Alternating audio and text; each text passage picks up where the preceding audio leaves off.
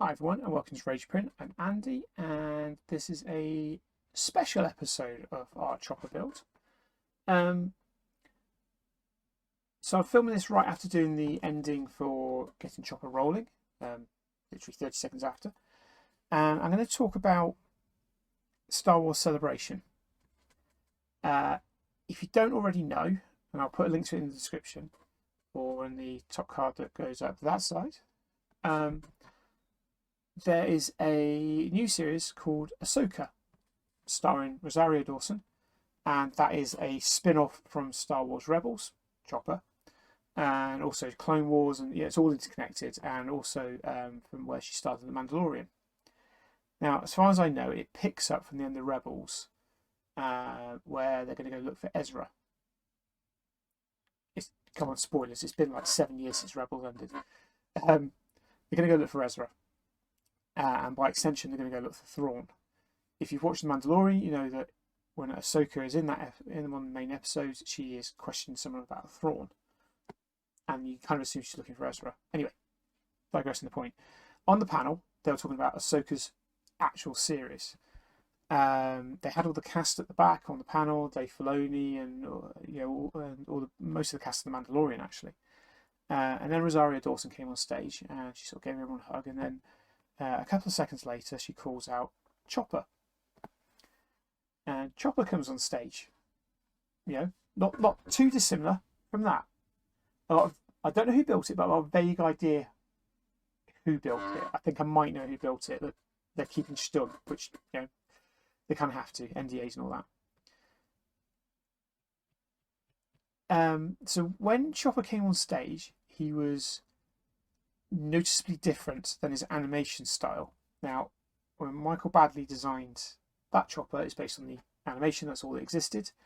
And blink and you miss it, Chopper is in Rogue One on Yavin Base. He's in the background, he sort of scrolls across the back.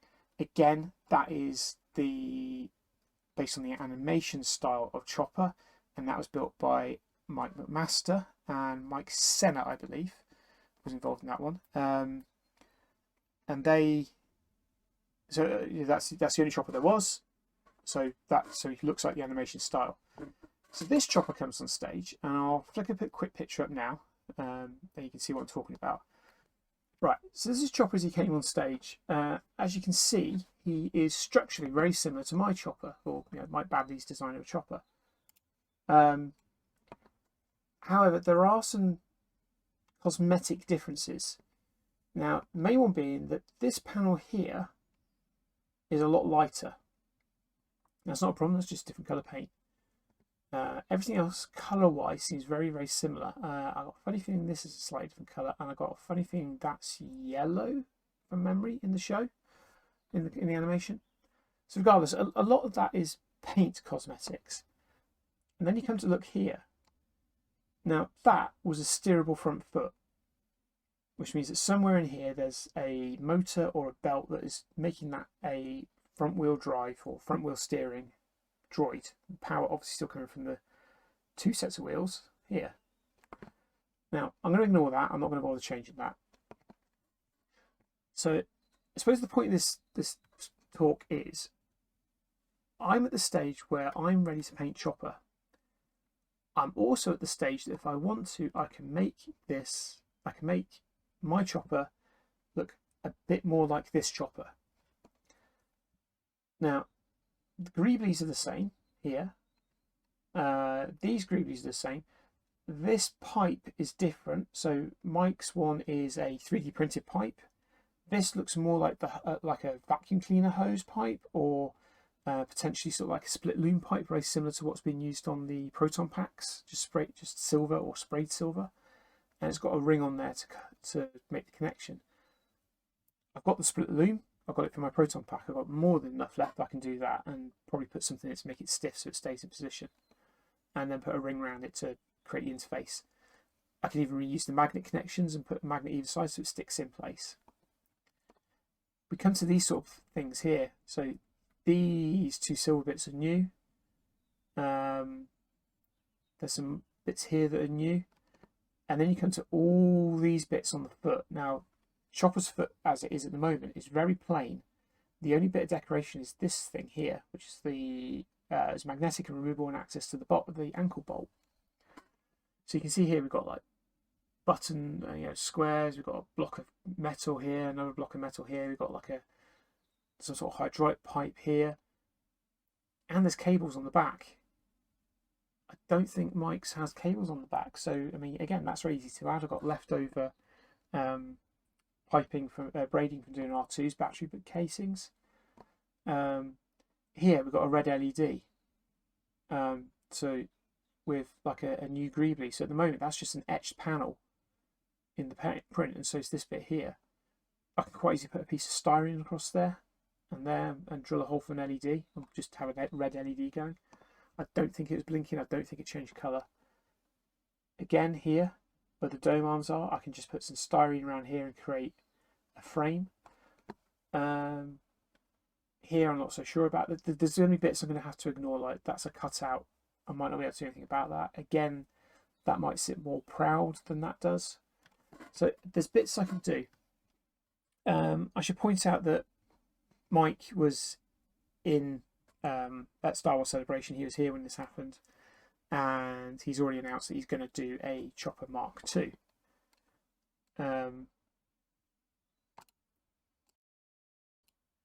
Yeah, he's going to do a Chopper Mark II, superior chopper, if you want to call it that. Essentially, most of it's going to be exactly the same as what's already on there. It's just going to be the greebles are tweaked, or the print's very slightly different to accommodate the changes. I don't want to reprint a lot of it, so I did ask Mike. I said, look, can you make a lot of these, if possible, just stick on like the foot panel pieces? You can just stick them on. He says he's going to try. I'm also thinking I've got lots of styrene left. I've watched enough tested videos of Adam putting greebles on stuff and building panels on things and just using styrene. Essentially, I think that's all they've done.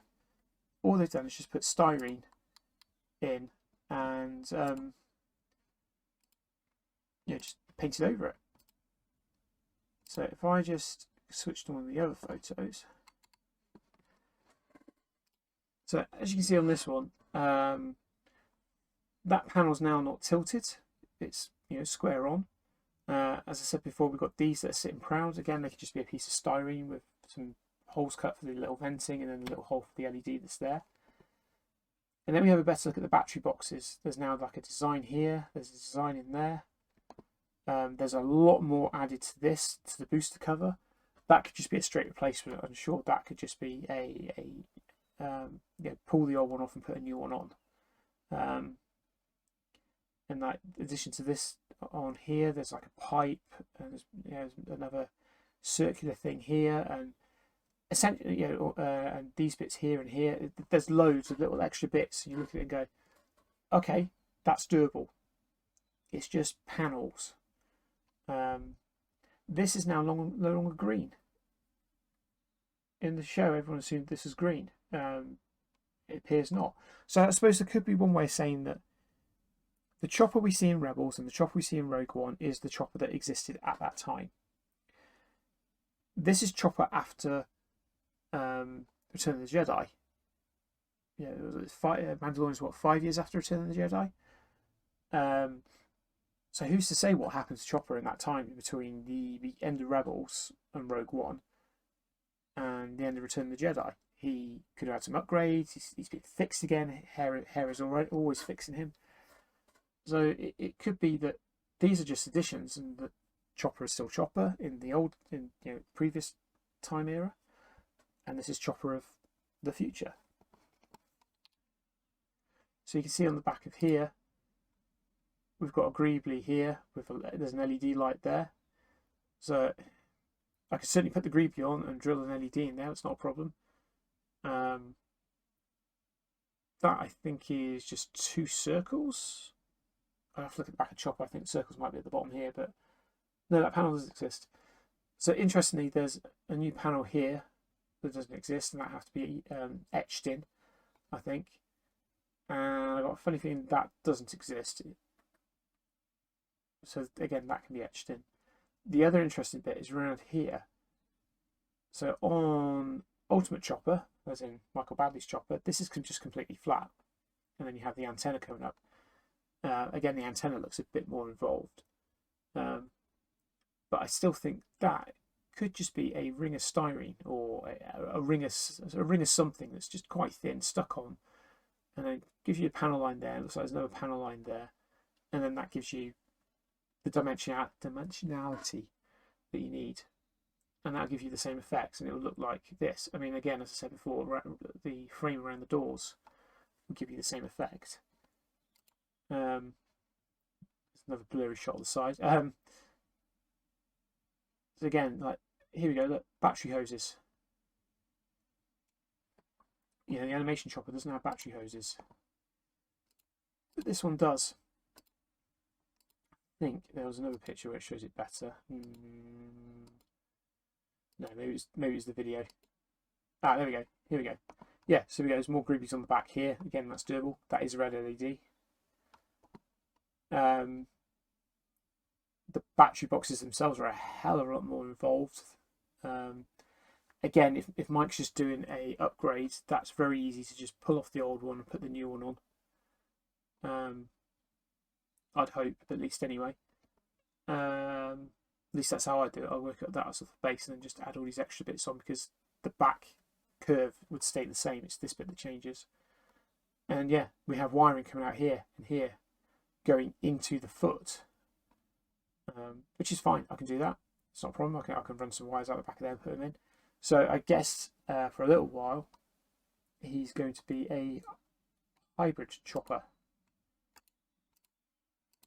Yeah, he's almost going to be a hybrid chopper. He's going to be like the crossover period. So he's going to look a bit like the animation one. He's going to look a bit like the live action one, or live action Mark II if you want to count Rogue One. I just noticed some more panel lines on the top of the body there as well, and some more on top of the dome. I say it's all doable. I'm at that opportunity. I haven't painted. I haven't stuck the greeblies on. I can change the orientation of some of the greeblies. I can put new greeblies on. I can adjust them before they go in.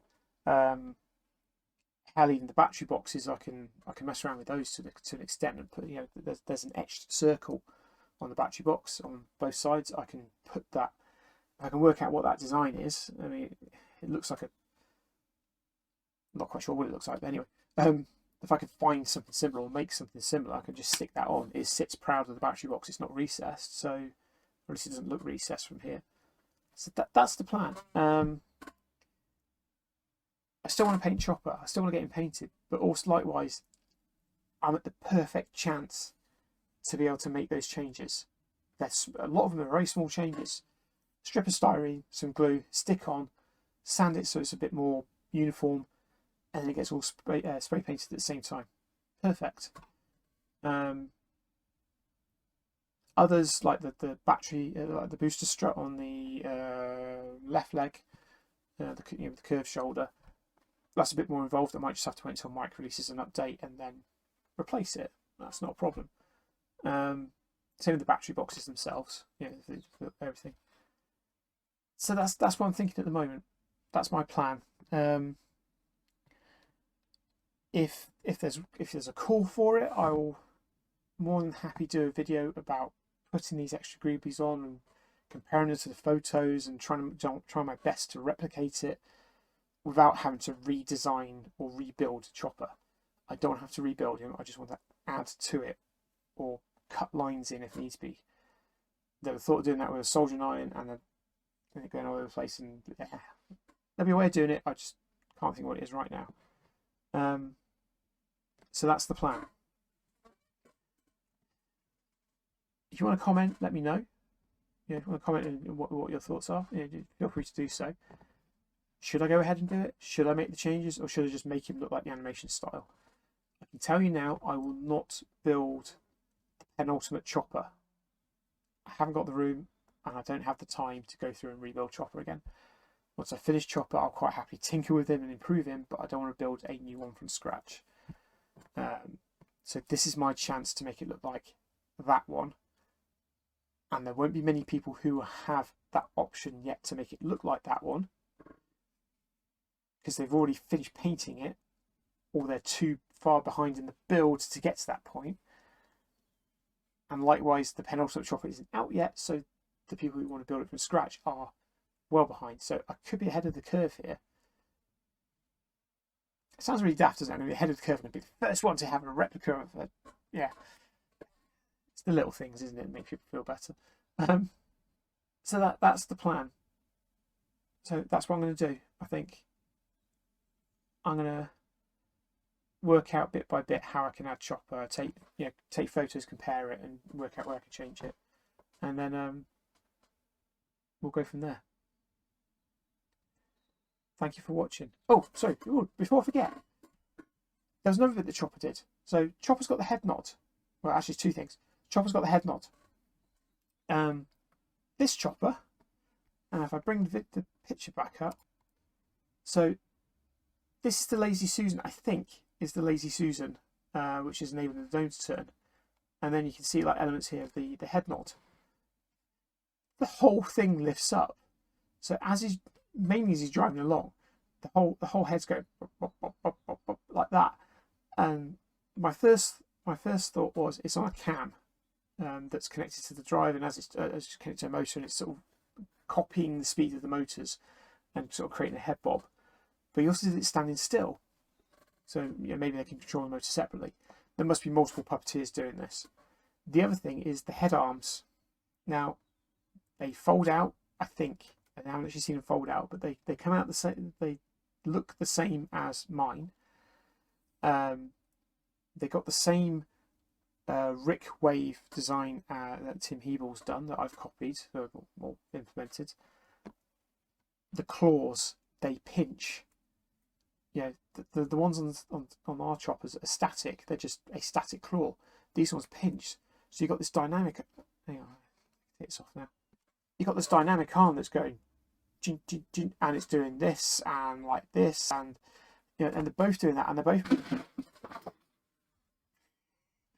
both moving independently like this, flailing around, and it looks brilliant. It looks absolutely brilliant. So unfortunately, I don't think I'll be able to do that. I certainly won't be able to do the head up and down. That's a whole redesign. The claws, I